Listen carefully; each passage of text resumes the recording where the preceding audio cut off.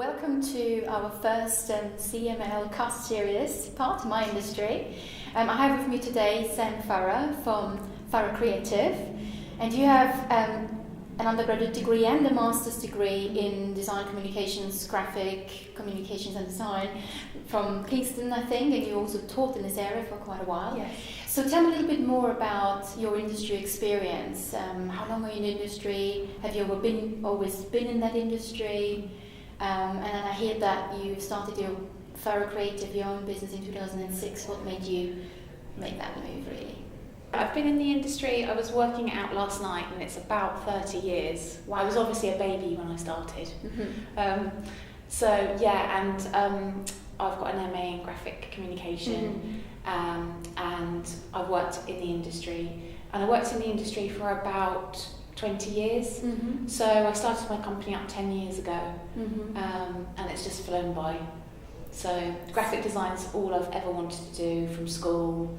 Always loved drawing, always loved the idea of sort of communicating companies and helping them to grow and profit by the design, I guess. Mm-hmm. So what made you think after 10 years in the industry to then start your own business? I think it's like most people who start their own business, I was terribly naive. Or stupid, one of the two, I'm not quite sure.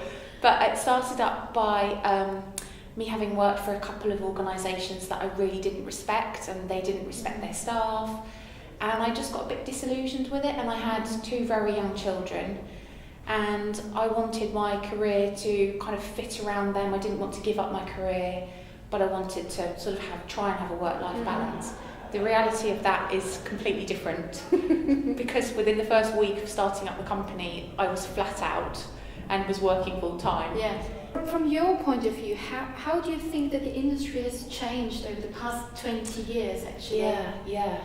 Oh, well, I was thinking about this morning, and I think that the industry has been so fast moving, the technology that you have to keep up with, it's quite scary. So you're constantly having to look for the future, constantly having to learn new packages, and learn them and teach them yourself very quickly, and then implement them and be innovative with them. Mm-hmm. So it's, in a way, it's changed a lot, but I can kind of see in the next 20 years there'll still be the same problem. Mm-hmm. Those problems will just manifest, but in a different way.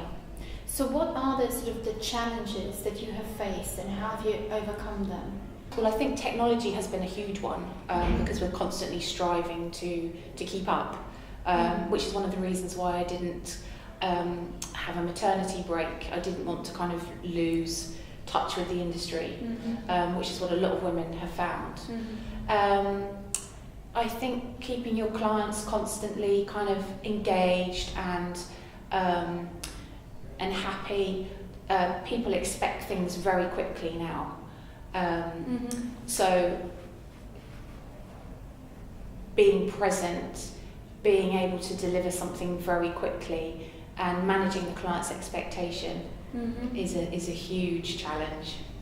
There are a lot of universities that we guest lecture at that are starting to recommend that their students specialise within the industry without having been out in the industry to get jobs. And to my mind, this is extremely narrow-minded, because creativity is about drawing inspiration from lots and lots of different things. And how do you know what you're good at and what you love unless you've tried lots of different things?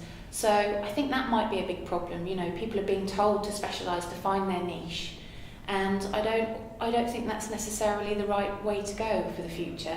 I think that's why Farrow Creative has been successful, because we've drawn our inspiration from lots of different places. You know, we've got great photographers, great illustrators. One of my designers actually came on board as an illustrator, and she's now a fantastic designer. So I think kind of, keep your options open and don't be narrow-minded about where people are coming from. So a challenge is sort of more in the educational space, actually, Yes. of how they're going to develop their graphic designers in the future, really. Yes. Can I come back to one of the points you talked about, managing clients' expectations? Why do you think it is such a challenge? You talked about sort of the instant feedback and interaction that they want is probably one of them. But what has changed there really? I think again it comes back to technology, we're so well connected now, email, social media, it's instant, and there's a generation of younger people who that's how they communicate via email, they don't have face-to-face meetings. Lots of the students that I talk to and invite in don't want to come in and talk to me because they'd rather email. So I think that the client's expectation in that way has changed as well. They want things now. They want you to have the answers now. And that's one of the reasons why I've kept Farrow Creative smaller, because we're much more nimble. So I answer the phone, I make the tea, I clean the loo, but the client gets me immediately, and we're able to turn things around very quickly, and we're able to reassure and answer questions and deliver jobs very quickly. So yeah, I think in that regard, clients are much more savvy as well. They kind of know how long things take, and their expectations are much higher. So we're having to add value quicker and show our outcomes and show that we've added profit. So it's a very different industry to what it was 20 years ago. What makes a designer creative? A curious person, I think. Somebody that likes talking to people, somebody that likes... I think we're quite caring people. We want things to work, we want to be able to communicate, and we like beautiful things. We like things to look good. But we're quite sort of, we like a nice grid. We're quite anal in a way. You also mentioned that video is going to be something that is growing. Do you think, how can you see that growing, and especially in terms of website design? Is it going to be more corporate, do you think? Is it going to overtake websites? Are going to be websites there in the future? I think websites will be there in the future. I think there'll be kind of the app and the website will be combined. And I think that, again, a good video is going to be needed. I think that somebody standing there facing camera, sort of talking about their dog, is still not going to be relevant. But I think that people are they consider themselves very time poor, so to watch a video, to have a little bit of type interaction or app interaction is going to be combining those elements. I think is going to be key. Illustrative cartoon kind of, I think that will be also something which will kind of reignite. We talked about the challenges a little bit and sort of how the industry has evolved and changed in the last 20 years. Where do you see it going? What are the trends that you can see in the next 5 to 10 years? The 3D technology is going to come in a little bit more in that way. But I think the same challenges for my industry are going to be there in the next 20 years. The technology and the clients. It's probably going to get a lot harder because people do, it's a shrinking industry in a way. The app kind of revolution is very interesting, but it'd be interesting to see where that goes and how that runs, how long that runs for. Some people don't feel the need for designers, and I think it's very difficult finding clients who understand the value of great creative communication. So what do you think we can do as a business school to educate people in the future and really give them a good start? Knowing brand and the strategy of branding is really important. So for us, we're seeing, because our clients understand branding, they're very educated about that now. They understand the power of a brand, but they don't necessarily understand the strategy. So they don't understand brand proposition, brand position, the personality of a brand. So I think that could be a huge area that the business school could get into, so that they can understand when they are in a business environment that there's a start point, and that is understanding, where that organisation has come from, who their clients are, what they sound like to their clients, what they're offering, even in simple terms. Some of the organisations that we work with don't really understand what their offering is, or what their personality is. Do you think we should teach our students client management? Definitely. And what would be the sort of pillars of that? Humility. That's, I think being humble is hugely overlooked. Okay. I think it's being humble gets you a very long way. Not being subservient, but a big dollop of humility is. Okay. Yeah. So what are your 5 tips for the graduates in your industry in the future?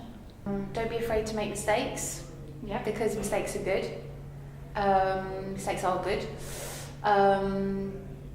You'll never do them again if you're good at what you do. Always try and talk to somebody face to face. If you can't talk to them face to face, pick the phone up. Don't send an email in haste. Give it a couple of hours, give it the next day. Always take the moral high ground. I think that's been a big thing for me. So in that I mean, we're all very quick to judge, we're all very quick to leap in, we're all very quick to go in with what we think.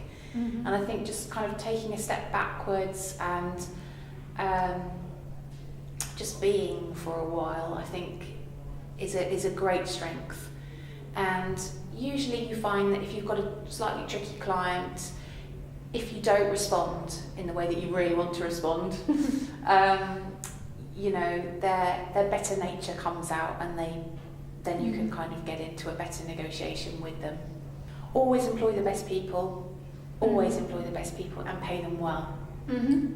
Okay, so that's really interesting, sort of your suggestions of how we should actually educate them, or how we should redesign maybe our curriculum, because these are all soft skills. Yes. So these are all things that you can't just read in a book almost. Yes.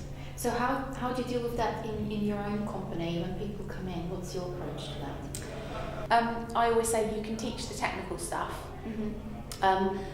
But what we're interested in, the things that we can't teach you, which is to have the drive, the enthusiasm, the passion, to take the knocks and to come in with a smile on your face the next day, and to just, put one foot in front of the other. And that's the most difficult thing. Everybody talks about growing a business. Everybody talks about forging ahead, it getting bigger, it getting better. But actually small is great. That's why we've kept Farrow Creative small. Because we're nimble, we have great profitability, and we're able to respond very quickly. I think it's terribly important for people to understand that owning their own business is quite a lonely place at times. So my advice would be, don't look down, just keep going, look up, don't look down. It is quite difficult when you come into contact with people who don't actually want to communicate with you in a what's the word, in a normal way. It's quite hard, because you only get the best out of people when you're sat face to face with them, and you can see the whites of their eyes, and you can hear them breathing almost. It's interesting. Okay, so we will teach that then. Yeah. Client management it is. Hear them breathing. Yes. Thank you very much, Sam, for coming. It was a pleasure to talk to you and that you share your experiences and insights from your industry with us and our students. So please come and tune in again when it's CML Cast Series time.